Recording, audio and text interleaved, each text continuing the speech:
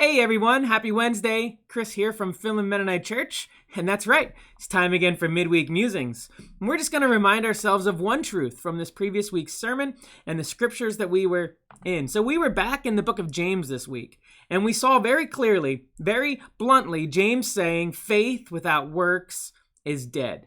And that's the one truth that we need to take to heart this week and really think about and muse over. And so as I was thinking about this, as I was musing about this, had me thinking about gardens.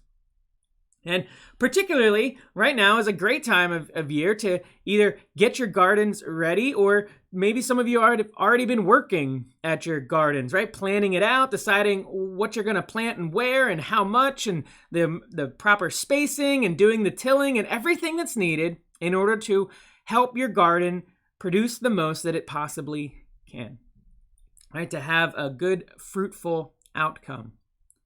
Well, my garden never seems to have a very good, fruitful outcome, and I'm hoping maybe some of you better gardeners out there can give me some tips, maybe pass on some advice. I'm going to tell you what I do, and as I am, think about maybe some of the things that I'm missing or failing to do that would help my garden also produce a abundant harvest. So here's what I normally do. I normally look for some really good seeds, do some research, find out who's got the best seeds, which have the best possibility of a good produce, and then I go and buy those seeds. And then I come home and I have my garden in an area which gets a decent amount of sun, and I open my seed pack and I just start chucking my seeds out, right? So there go all my tomato seeds. And then I open up my next packet, maybe it's cucumbers, and I just start throwing them all in. I make sure the whole area is covered. Want to get as many seeds out there as possible. And then I open up my next, and there's carrots, and I throw them, and then peppers, right? And on and on and on until I get through all of the seeds that I want to plant for that year. And then I just walk away. And see, I figure we get enough rain, they should be able to water, and these little seeds, well, frankly, they should be able to take care of themselves. So I did what I needed to do. I have the faith that now these seeds will produce.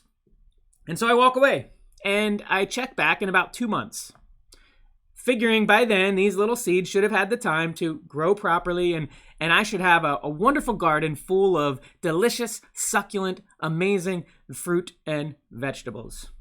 But you know what? That never happens. When I come back, my garden is a disaster, right? There's weeds everywhere. My plants are... You'd think I didn't even put seeds in the ground with how few plants I have. And talk about lack of fruit. There's nothing to be seen, right? It's all gone. And anything that was maybe attempting to grow has since died and is now rotten. And man, it's a bummer. You think you do all that you need to. You think you have the faith that you need to. And then there's no fruit.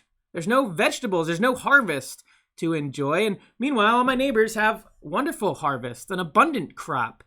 So maybe you can think about some things that I'm overlooking here, that I'm missing out on, that I can do a little bit better on to help my garden produce more, because I thought I did enough. Throw the seeds, have the faith, check back, nothing. Pretty silly example, maybe. Maybe not.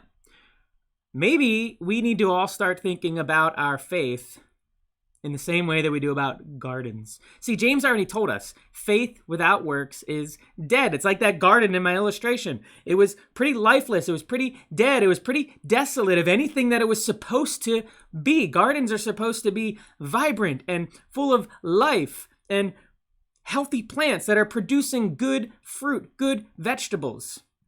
See, James continues on in these verses, and he says, you see that his faith was working with his actions, and his faith was completed by what he did. See, James is saying our faith needs to be completed by our actions. Similar way, my garden only comes to completion if I have accompanying actions to help it arrive there. So what about you? Right, here's the thought to take the rest of this time, this week, to really consider. If our faith is like a garden, what steps are you maybe trying to avoid doing but still expect wonderful, vibrant fruit to come out of your faith? Right, if our faith isn't being put into action, and it's not going to produce the fruit that we hope that it will, either in us or in the areas where we live, work, and play. So finish this week out, putting your faith into action, right? Living these things out, accompanying our faith with actions, and let's see the abundant harvest that God will bring in you and through you as we do exactly what he talks about Abraham doing, our faith working with our actions. So go and be blessed. Go and bring glory to God. Go and share your faith. Live your faith out where you live, work, and play, and enjoy the harvest that God brings as you do. Be blessed.